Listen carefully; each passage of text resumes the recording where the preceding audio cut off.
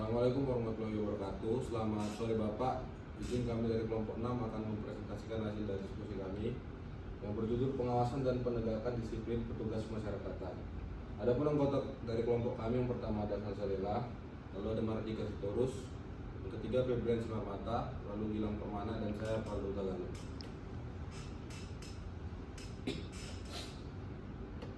Baik, ini ada latar belakang dari penelitian kami yang akan dibacakan oleh rekan Gilang Permana. Oh iya, yang pertama adalah latar belakang. Pada pemasyarakatan overkapasitas 179.000 dengan kapasitas ideal itu 140.000. Rasio petugas tidak ideal, beban kerja tinggi dan stres psikologis berdampak pada penurunannya disiplin serta efektivitas pengawasan. Yang kedua adalah regulasi dan implementasi. Undang-undang Pemasyarakatan, PP Disiplin PNS, dan Permen Pengamanan sudah ada, namun implementasi masih belum konsisten, terutama terkait kebutuhan SOP dan pelatihan petugas. Yang terakhir ada urgensi strategi pengawasan, dibutuhkan untuk meningkatkan profesionalisme, kepatuhan disiplin, dan kinerja petugas dalam mendukung tujuan reintegrasi sosial. Lalu yang kedua, adapun rumusan masalah dan juga tujuan serta manfaatnya akan dibacakan oleh Salsalela. Rumusan masalah yang pertama, bagaimana konsep pengawasan dan penegakan disiplin terhadap petugas pemasyarakatan, dan yang kedua, rumus masalah berisi bagaimana strategi pengawasan dapat diterapkan untuk meningkatkan profesionalisme petugas, dan tujuannya menganalisis konsep pengawasan dan penegakan disiplin petugas pemasyarakatan, dan yang kedua, menawarkan strategi pengawasan yang dapat meningkatkan profesionalisme petugas. Lalu ada manfaat. Yang pertama, menjadi bahan diskusi akademik tentang pentingnya pengawasan dalam manajemen pemasyarakatan dan memberikan rekomendasi praktis bagi pengelola lapas atau rutan dalam merumuskan kebijakan pengawasan dan pembinaan petugas. Baik, selanjutnya ada konsep pengawasan dan juga penegakan disiplin yang akan dibacakan oleh rekan Mardika. Yang pertama, konsep pengawasan, di mana pengawasan merupakan fungsi manajemen penting untuk memastikan pelaksanaan kegiatan sesuai rencana, standar, dan regulasi. Dalam lembaga pemasyarakatan, pengawasan berperan menjaga ketertiban, keamanan, serta efektivitas pembinaan warga binaan.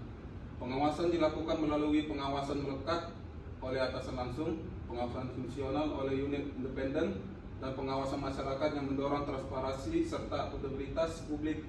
Sinergi ketiga bentuk pengawasan ini membantu mencegah penyimpangan, meningkatkan kinerja petugas, serta memperkuat profesionalisme dan integritas sistem pemasyarakatan. Yang kedua yaitu penegakan disiplin, di mana penegakan disiplin adalah memastikan petugas mematuhi aturan sesuai PP nomor 94 tahun 2021 melalui pembinaan preventif, korektif, dan pemberian sanksi. Pembinaan preventif dilakukan dengan sosialisasi, penyuluhan, dan pelatihan integritas untuk mencegah pelanggaran. Jika terjadi pelanggaran serius, diberikan sanksi administrasi mulai dari teguran tertulis hingga pemberhentian. Penegakan disiplin yang tegas dalam konsisten menciptakan lingkungan kerja yang tertib, profesional, dan meningkatkan kepercayaan dalam masyarakat.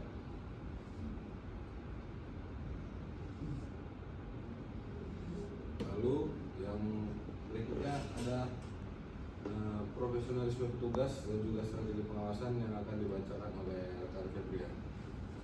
Ketiga, profesionalisme petugas. Profesionalisme petugas mencerminkan kemampuan, etika, integritas, dan dedikasi dalam menjalankan tugas secara efektif demi menjaga martabat institusi serta memberikan pelayanan optimal. Profesionalisme ini dibangun melalui pengawasan yang objektif, sistem reward and punishment yang adil, serta pelatihan berkelanjutan. Pengawasan mencegah penyimpangan, penghargaan meningkatkan motivasi, sementara sanksi menumbuhkan tanggung jawab. Pelatihan dan pengembangan karir memastikan peningkatan kompetensi tugas secara berkelanjutan. Dengan profesionalisme yang terjaga, tujuan pemasyarakatan dalam membina warga binaan dapat tercapai. Yang keempat yaitu strategi pengawasan. Strategi pengawasan adalah upaya sistematis untuk memastikan pelaksanaan tugas organisasi sesuai tujuan melalui pendekatan manajerial, yaitu perencanaan, pengorganisasian, kepemimpinan, dan pengendalian. Strategi ini mencakup tindakan preventif untuk mencegah pelanggaran, detektif untuk menemukan penyimpangan sejak dini, dan korektif untuk memperbaiki serta memberikan sanksi proporsional. Didukung prinsip good governance, transparansi, serta penerapan reward and punishment, strategi pengawasan mendorong terciptanya kepatuhan, profesionalisme, dan budaya kerja yang akuntabel, serta berorientasi pada peningkatan kualitas kinerja petugas pemasyarakatan. Oke, next. Oke, lalu ada selanjutnya itu strategi pengawasan untuk peningkatan profesionalisme. Penerapan pengawasannya berlapis, seperti yang pertama itu pengawasan berlapis. Yang pertama, strategi penting untuk memastikan tugas pemasyarakatan berjalan sesuai dengan standar dan juga meningkatkan akuntabilitas serta memperkuat kepercayaan publik. Lalu yang kedua, ada tingkat individu, dilakukan melalui supervisi langsung, briefing harian, serta evaluasi kinerja rutin untuk memantau capaian dan kendala dari petugas itu sendiri. Lalu selanjutnya ada tingkat organisasi, melibatkan audit internal, monitoring divisi pemasyarakatan, serta pemanfaatan teknologi seperti CCTV dan juga sistem informasi. Lalu selanjutnya ada pengawasan eksternal, ini dilaksanakan oleh Ombudsman, Komnas HAM, dan juga partisipasi masyarakat melalui pengaduan secara program kemitraan.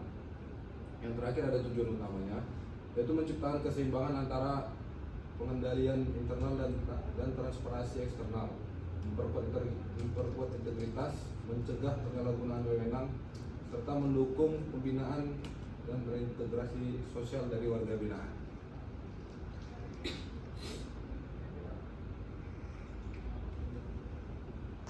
Lalu ada sistem reward and punishment. Ini akan dibacakan oleh rekan Gilang kembali. Yang pertama ada penghargaan untuk petugas berprestasi, memberikan apresiasi berupa piagam, kenaikan pangkat, ataupun insentif finansial penting untuk memotivasi petugas agar tetap disiplin dan bersemangat dalam bekerja. Yang kedua ada budaya kerja positif, yaitu penghargaan mendorong terciptanya lingkungan kerja yang sehat sehingga setiap petugas berkomitmen menjaga integritas dan mengikuti standar operasional yang ada. Yang ketiga ada penegakan hukum disiplin.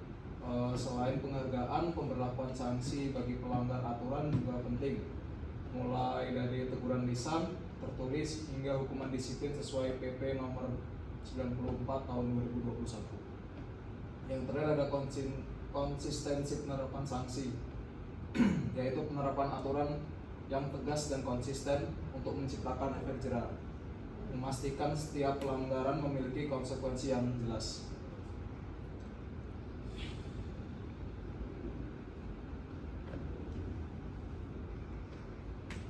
Bermanfaat teknologi.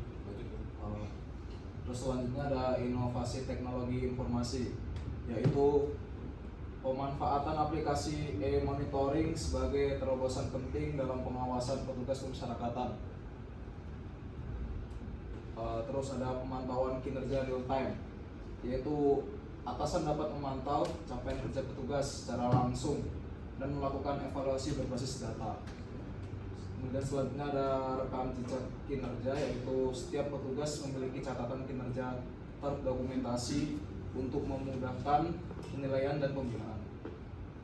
Kemudian ada absensi dan laporan digital, yang merupakan sistem absensi digital dan laporan shift real time, memastikan keteraturan jadwal serta meminimalisasi manipulasi data.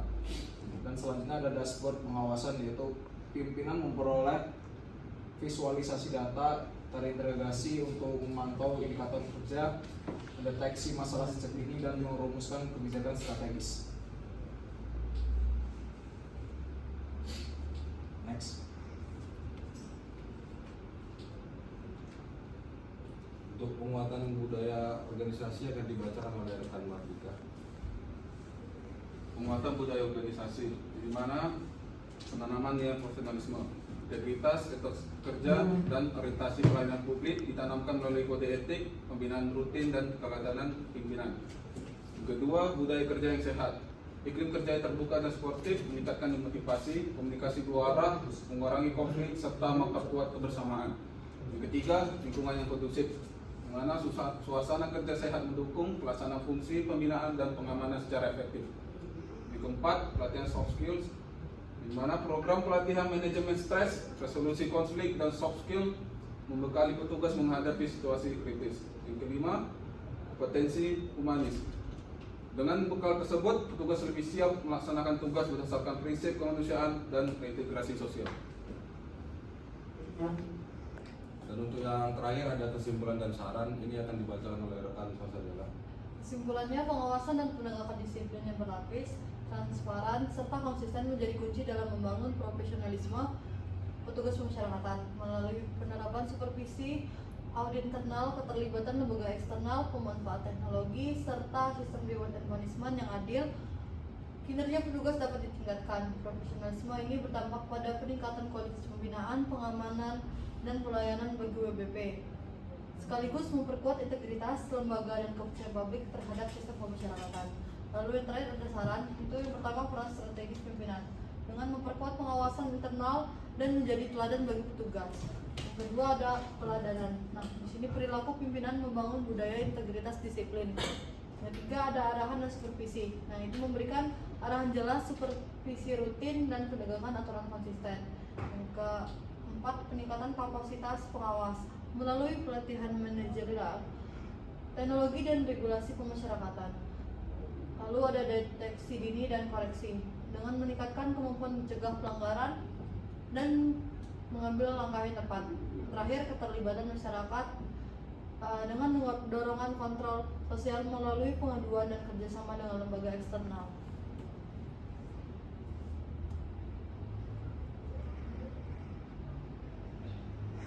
Baik Bapak, demikianlah hasil dari presentasi buah pikiran kelompok kami kelompok 6. Sekiranya ada kata yang salah dalam presentasi kami, mohon dimaklumi.